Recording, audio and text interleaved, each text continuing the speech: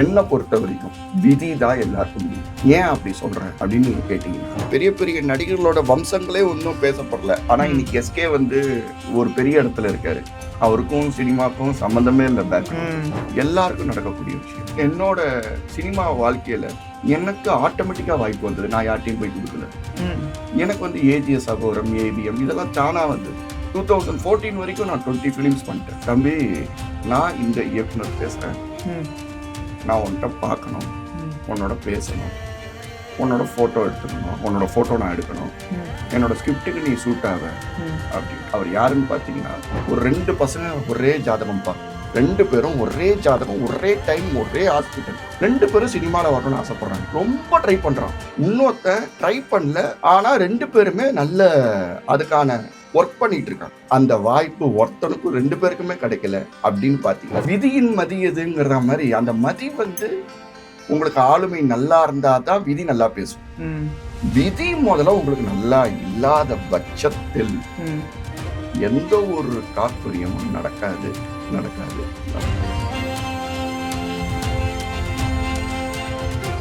The divine Tamil நேயர்களுக்கு வணக்கம். இப்போ நம்மோடு யார் இருக்கான்னு பார்த்தீங்கன்னா, actor and astro planet analyser Sriram Chandrasekhar sir இருக்காங்க. வணக்கம் சார். வணக்கம். ஸ்ரீமாதா ஆயுள் தேகி, தனன் தேகி, வித்யான் தேகி, மாகேஸ்வரி, சமஸ்த அகிலம் தேகி தேகிமே புவனேஸ்வரி, சர்வம் புவனேஸ்வரி. வணக்கம் சார். இப்போ நான் ஒரு கேள்வி கேட்கணுன்னு இருக்கேன் சார். இப்போ என் ஃப்ரெண்டு ஒருத்தங்க இருக்காங்க. அவங்க ஒரு படிப்பு படிச்சிருக்காங்க. அந்த படிப்புக்கான ஒரு இன்டர்வியூ எழுதி அவங்களுக்கு ஒரு ஒரு ஒரு கவர்மெண்ட் இது கிடைக்கணும் அப்படிங்கிறது தான் அவங்களுடைய ஒரு நோக்கமாக இருக்குது. அதாவது அவங்க அதுக்கு மேலேயும் ஒன்று பண்ணிட்டு இருந்தாங்க. அதுவும் ஃபைனல் ரவுண்ட் வரைக்கும் போயிட்டு பட் விட்டாங்க. இருந்தாலும் இங்கே ஆல்ரெடி அவங்க அக்கா சொன்னாங்க அப்படிங்கிற ஒரு காரணத்துக்காக அவங்க அந்த ஃபைனல் ரவுண்ட் வரைக்கும் போய் பாஸும் ஆகிட்டாங்க. பட் ஆனால் அவங்களுக்கு கிடைக்க வேண்டிய வேலைங்கிறது இப்போ கிடைக்கல. ஏன்னா அதுக்கு பின்னாடி ஒருத்தவங்க ஏதோ ஒரு பொலிட்டிக்கலி இன்ஃப்ளூயன்ஸ் பண்ணி காசு கொடுத்து அந்த வேலையை வாங்க தயாராக இருக்காங்க. இவங்களாலேயும் அது முடியாதான்னு கேட்டால் இவங்களும் இன்ஃப்ளூயன்ஸ் பீப்புள் தான். பட் ஆனால் இந்த பொண்ணு அவ்வளோ கஷ்டப்பட்டுருக்காங்க, அதுக்காக உழைச்சிருக்காங்க, எல்லாமே பண்ணியிருக்காங்க. பட் இவங்களுக்கு எதுவுமே கிடைக்கல. இதை நம்ம எப்படி எடுத்துக்கிறது? விதின்னு எடுத்துக்கலாமா, இல்லை மதின்னு எடுத்துக்கலாமா, இல்லை கதின்னு எடுத்துக்கலாமா? ஆக்சுவலாக இது ஒரு நல்ல கேள்வி. ஆனால் நம்ம இந்த எபிசோடை பொறுத்த வரைக்கும் 10 நிமிஷம் 15 நிமிஷத்துலலாம் பேசுறதுங்கிறது ஒரு லெவலுக்கு சொல்லலாம். இல்லை, ஃபர்ஸ்ட் ஒரு இன்ட்ரோடக்ஷன் கொடுப்போம். அது தென் ஆடியன்ஸோட ரியாக்ஷன்ஸ் பார்த்து நம்ம பாட்காஸ்டாகவே கொடுப்போம். கண்டிப்பாக அப்பப்போ நம்ம பேசுவோம். அதாவது இப்போ இந்த பொசிஷன், இந்த ஒரு இதை சம்மந்தப்படுத்த வரைக்கும் பார்த்தீங்கன்னா, எல்லாருக்கும் நடக்கக்கூடிய விஷயம். உங்களுக்கு மட்டும் இல்லை, உங்கள் ஃப்ரெண்டுக்கு மட்டும் இல்லை, எல்லாருக்கும் நடக்கக்கூடிய விஷயம். இப்போ நான் ஆக்டர் தான், எல்லாருக்கும் தெரிஞ்சிருக்கும். ஆக்சுவலாக என்னோட சினிமா வாழ்க்கையில் நான் கனாகாலங்கள் நீங்கள் சொன்ன மாதிரி பண்ணும்போது என்னோட ப்ரொஃபைலில் நான் 4 பேருக்கு அனுப்பணும்னு ஒரு சந்தோஷம் இருக்கும். அதில் ஒரு முக்கியமான சந்தோஷம் எனக்கு ஆட்டோமேட்டிக்காக வாய்ப்பு வந்தது. நான் யார்ட்டையும் போய் கொடுக்கல. எனக்கு ஏஜிஎஸ் அகோரம், ஏவிஎம் இதெல்லாம் தானா வந்தது. அதில் ஒரு 10-15 படம் நான் பண்ணியிருக்கேன். இது வரைக்கும் 20 கிட்ட இருக்கும். 2014 வரைக்கும் நான் 20 ஃபிலிம்ஸ் பண்ணிட்டேன். ஆமாம். அப்போது இந்த 2009-10 ஒரு மனிதர் கால் பண்ணுறாரு. அவர் ஃபோனை போட்டு, தம்பி, நான் இந்த இயக்குனர் பேசுகிறேன், நான் உன்கிட்ட பார்க்கணும், உன்னோட பேசணும், உன்னோட ஃபோட்டோ எடுத்துக்கணும், உன்னோட ஃபோட்டோ நான் எடுக்கணும், என்னோட ஸ்கிரிப்டுக்கு நீ சூட் ஆக அப்படின்ட்டு. அவர் பேர் சொல்கிறாரு. ஆனால் நான் யாருன்னு கேட்குறேன். அவர் யாருன்னு பார்த்தீங்கன்னா, கேமராவில் விளையாடினவர் திரு legend Balu Mahendra sir. Okay. லைட்டே இல்லாமல் ஒரு அழகை கொண்டு வந்தவர். ஸோ அந்த ஒரு ப்ராஜெக்டில் நான் கமிட் ஆக வேண்டியது. கிட்டத்தட்ட 150-200 படம் எடுத்தார். ஃபார்ச்சுனேட்லி சாரோட கேமராக்குள்ளே நான் வந்துட்டேன். அன்ஃபார்ச்சுனேட்லி சாரோட படத்தில் என்னால் நடிக்க முடியாத ஒன்று. ஆனால் இப்போ அவர் படத்தில் நடிக்கிறதுனா நாள் கூப்பிட்டு ஃபோட்டோஸ்லாம் நம்மளை எடுத்து கிளிக் பண்ணி ஒரு பொசிஷன்லாம் கொடுக்க சொல்லி பண்ணுவார். அந்த மாதிரி நீங்கள் ஃபோட்டோ, அதுதான் சொல்கிறேன். கிட்டத்தட்ட 1000-1500 ஃபோட்டோஸு. நான் தான் லீட் ஆக்சுவலாக. ஓகே. அந்த ஸ்கிரிப்ட் ரொம்ப அழகான ஸ்கிரிப்ட். நான் கெடம் வாசிப்பேன், நான் கெடம் பிளேயர் வேறு. ஓ ஸோ அதனால அந்த கிடத்தை வச்சு அது மென்டலி சேலஞ்சுன்னு சொல்ல முடியாது, கடம் பிளேயர்னு சொல்ல முடியாது. அந்த மாதிரி ஒரு அழகான ஒரு இதை ஃபோட்டோலாம் எடுத்தார். ம் அவர் இதெல்லாம் பார்த்தீங்கன்னா கண்ணை திறந்து ம் அப்படியே இருக்கணும், கண்ணை கொட்டக்கூடாது. ம் நான் வாயை திறந்து எடுக்கிற மாதிரி ஒரு ஃபோட்டோ. ம் எனக்கு எச்சோ கீழே விழுந்தா கூட ம் அதை வந்து கட் பண்ணக்கூடாது, ம் ம் ம் துடைக்கக்கூடாது, புரியுது புரியுது. அது அப்படியே இருந்துவார். அந்த மாதிரி வலிக்கும் உடம்பு. அவர்கிட்ட ஒரு ஷாட்டு, ஒரு கிளிக் பண்ணுறதுக்கு உடம்பு வலிக்கும், நடிக்கிறது கூட இல்லை, கிளிக்கு. ம் ஸோ அந்த மாதிரி ஒரு இடத்துல இருந்து நான் நிறைய கணக்காலங்க அப்புறம் வந்த பிறகு சார் திடீர்னு 2014 நினைக்கிறேன், நான் அவ்வளோ நாள் ஃபாலோ பண்ணேன். 2010லேருந்து எனக்கு தெரியும். 2014 வரைக்கும் அவர் எடுக்கலை. ம். தலைமுறைகளா தலைமுறைகள் தான் லாஸ்ட். அதுக்கப்புறம் எடுக்கிறதா இருந்தார் என்னோடது இல்லை. ஆனால் இதை வந்து அடுத்த ஒரு மிகப்பெரிய இயக்குனரான ம் அவர்கிட்ட இந்த ஃபோட்டோவை கொண்டு போகணும்னு நான் நினைக்கிறேன். ம் ஆனால் கொண்டு போக முடியல. ஓகே. அவர் தான் திரு பாலா சார். ம் ம் ம் நான் ஆஃபீஸ் போகிறேன், இது பண்ணுறேன், பண்ணல. இப்போ ரீசெண்டாக வனகானில் ஒரு சின்ன ரோல் நான் பண்ணேன். பெரிய ரோல் ஒரு கான்செப்ட் கொடுத்துருந்தாரு. ஆனால் அது என்னோட இது என்னன்னு தெரில. அந்த கான்செப்டே அவர் வேணாம், நான் அடுத்த படத்தில் சொல்கிறேன்னா சார் அதெல்லாம் முடியாது. ம் அவர் ஃபோனில் பேசினார். நான் சொன்னேன் சார் உங்களோட இதில் நான் நடிக்கணும், ம் என்ன வந்தாலும் பரவாயில்ல ம் அப்படின்ட்டு ஒரு அட்வொகேட் ரோல் ஒன்று பண்ணேன். ம் அப்போ நான் வந்து இந்த ஃபோட்டோவை காட்டினேன். ம் காட்டிட்டு வந்தேன். ம் அன்னைக்கு நைட்டு திருப்பி அந்த ஃபோட்டோவை கேட்குறா, திரும்பி பார்த்துறாரு. அவர் பார்க்கணும்னு தான் நினச்சேன். ம் ஆனால் 2010 முடியல, ம் 2014 தான் முடிஞ்சது. என்னை பொறுத்த வரைக்கும் விதி தான் எல்லாருக்கும் முடியும். ஓகே. ஏன் அப்படி சொல்கிறேன் அப்படின்னு நீங்கள் கேட்டிங்கன்னா, ம் அதுக்குன்னு முயற்சி பண்ணாதீங்க, ப்ராக்டிஸ் பண்ணாதீங்க, இதெல்லாம் நான் சொல்லலை. ஆமாம் சார், நீங்கள் பாட்டு அப்படி சொல்லிட்டீங்கன்னா எனக்கு தான் நேரம் நல்லா இருக்கேன்னு அப்படியே உட்காந்துருவாங்க. உட்காந்துருவாங்க. அந்த ப்ராக்டிஸ் வேணும். ப்ராக்டிஸ் இருந்தால் தான் விதி இருக்கும்போது கை கொடுக்கும். ம் ஆனால் விதி வரும்போது தான் ஸ்பார்க் ஆகும். இதுதான் சத்தியம். அது மக்கள் புரிஞ்சுக்கணும். ஏன் வந்து நடக்கலை? இப்போ வந்து ஒரு 2 பசங்க ஒரே ஜாதகம்ப்பா ம் அப்படி வச்சுக்கோங்க. 2 பேரும் ஒரே ஜாதகம், ஒரே டைம், ஒரே ஹாஸ்பிட்டல். 2 பேரும் சினிமாவில் வரணும்னு ஆசைப்படுறாங்க. ஏன்னா நம்ம சினிமான்னு சொன்னால் தான் அது இன்னும் கொஞ்சம் ம் ஈர்ப்பா மக்களுக்கு இருக்கும். புரியும். ம் ஒருத்தன் வந்து ரொம்ப ட்ரை பண்ணுறான், இன்னொருத்தன் ட்ரை பண்ணல. ஆனால் 2 பேருமே நல்ல அதுக்கான ஒர்க் பண்ணிட்டு இருக்காங்க. ம். அதாவது அவங்களே ம் இந்த இடத்துல ம். அவங்களுக்கு ஏன் அந்த வாய்ப்பு ஒருத்தனுக்கும் 2 பேருக்குமே கிடைக்கல அப்படின்னு பார்த்தீங்கன்னா, 2 பேருக்கும் நேரம் வரல. ஓகே. நேரம் ஒருத்தனுக்கு வரும்போது இன்னொருத்தனுக்கும் வந்தது. 2 பேரும் ஹீரோ ஆயிட்டாங்க. இப்போ இவன் நினச்சிருப்பான், நான் வந்து முயற்சி எடுத்தேன், அந்த முயற்சி தான் இன்னைக்கு கை கொடுத்ததுன்னு இவனை நினச்சிருப்பான். ம் இவனை நினச்சிருப்பான், ம் நம்ம ஒர்க் பண்ணிக்கிட்டே இருந்தோம் ஆனால் நேரம் தான் கை கொடுத்தது அப்படின்னு இவன் நினச்சிருப்பான். ம் பொதுவாகவே 2 பேரில் அல்டிமேட் என்னன்னா நேரம் தான். சரி, இது எப்படி சார் நீங்கள் நிரூபிக்கிறீங்க அப்படின்னு நீங்கள் கேட்பீங்க. யாராவது டெத்தை ட்ரை பண்ணுறாங்களா? யோசிச்சு பாருங்க. நாளைக்கு வந்து உங்களுக்கு ஃபீவர் வரணும்னு வச்சுக்கோங்க, ம் ட்ரை பண்ணுவீங்களா? ஜலதோஷம் வரணும்னு ட்ரை பண்ணுவீங்களா? ம் ம் இப்போ எதுவுமே நீங்கள் ட்ரை பண்ணல. ஈவன் அவார்டு கூட வச்சுக்கோங்க தம்பி, ம் அவார்டு கூட வச்சுக்கோங்க. இப்போ ஸ்டேட் அவார்டு கொடுத்தாங்க தமிழ் சினிமாவில்.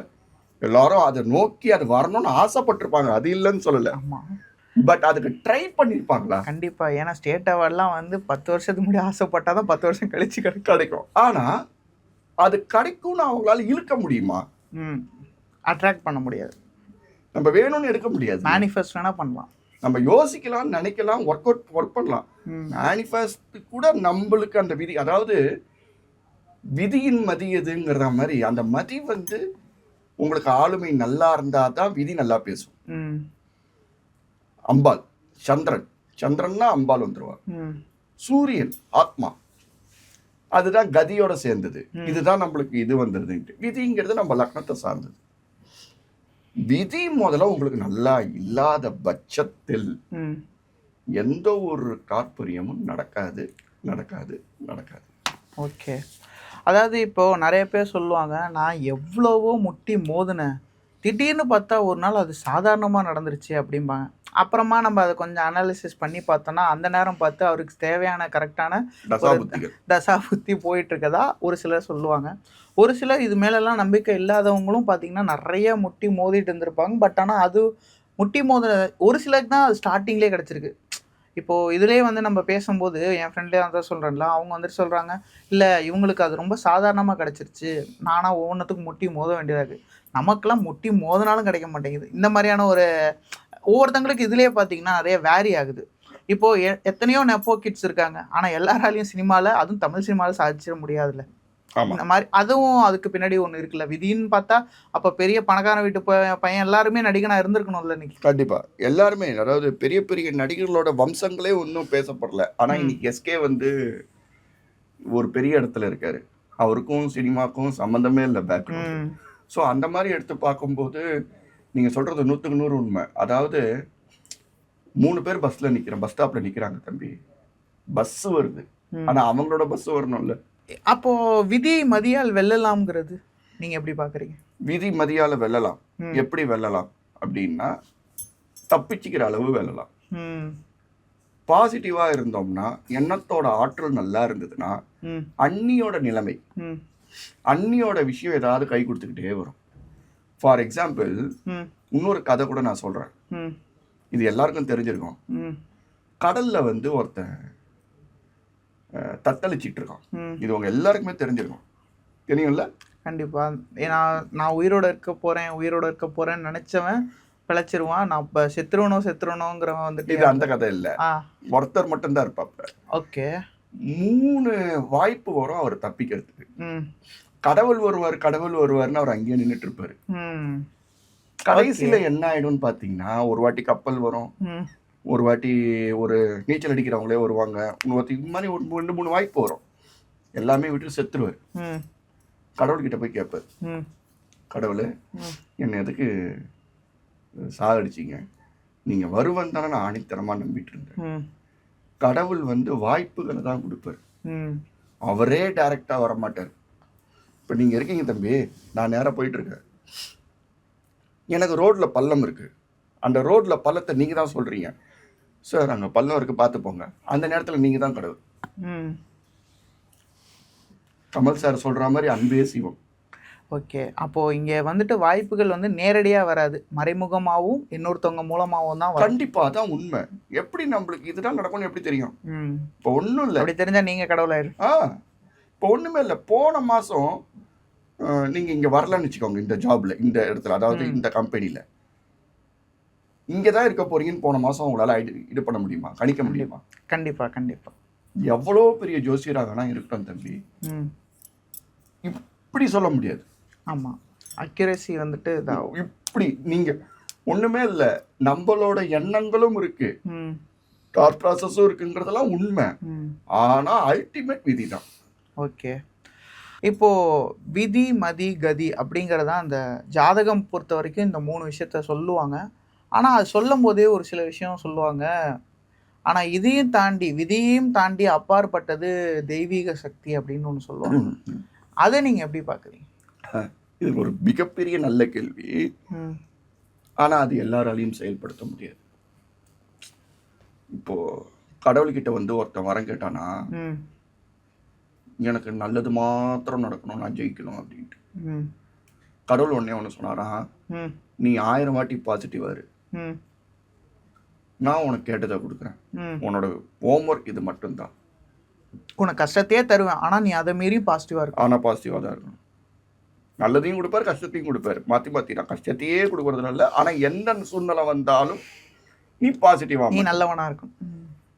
ஆனால் நல்லவன் இல்லை, பாசிட்டிவ் தாட் ப்ராசஸ். அடுத்தவங்களுக்கு கெடுதல் நினைக்காம. நல்லவன் சொல்லும்போது நல்லவனா கூட இருக்கலாம், ஆனால் அவன் தாட் ப்ராசஸ் பயந்துட்டுனா அதுவும் நெகட்டிவ் தானே. அதான் அடுத்தவங்களுக்கு கெடுதல் நினைக்காம எனக்கும் நல்லது நடக்கும்ட்டு நீங்கள் சொல்ற மாதிரி மேனிஃபெஸ்டேஷன் அது வந்து இருந்தா நல்லா நடக்குங்கிற ஒரு இது மாதிரி இருக்க முடியல. 1000 வாட்டி இரு.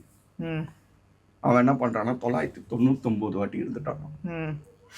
1000வது வாட்டி டவுட் வந்துருச்சான், சந்தேகம். இவர் சொன்னாரு, சும்மா உருட்டினாரோ அப்படின்றாங்க. நீங்கள் பார்த்தீங்கன்னா கட கட கட கடன்னு பாதிக்கு மேலே அழிஞ்சு போச்சு. அப்போ கடைசியாக பார்த்தீங்கன்னா ம் நீங்கள் உங்கள் எண்ணத்தோட ஆற்றல் இருக்குது பார்த்தீங்களா, அது இழுத்து பிடிச்சா நடக்கும். ம் கண்ணப்ப நாயனார் எடுத்துக்கங்க. ம் தெரியுமா கண்ணப்ப நாயனார் தெரியுமா? ம் அதாவது நான் சொன்ன கதை சொன்ன பிறகு உங்களுக்கு கண்டிப்பாக தெரியும்னுவீங்க. ம் மாமிசம் படைப்பாரு. ஆமா, வேடன் வந்துட்டு வேடனா இருப்பாரு. சிவனுக்கு வந்துட்டு ஒரு கண்ணியை தூக்கி வைப்பாரு. இன்னொரு கண்ணியை காலையும் தூக்கி வைக்கிறதுக்கு வைப்பாரு. அவருக்கு எங்க வைக்கணும்னு பாக்குறதுக்கு அவரோட காலையே தூக்கி வைப்பாருன்ட்டு மாமிசத்தை சுவாமி எடுத்துக்கிட்டாரு. ம் என்றென்றும் மார்க்கண்டேயன் தெரியுமா? சொல்லுங்க. என்றென்றும் மார்க்கண்டேயன் வந்து 16 வயசுக்கு மேல இருக்க மாட்டாரு.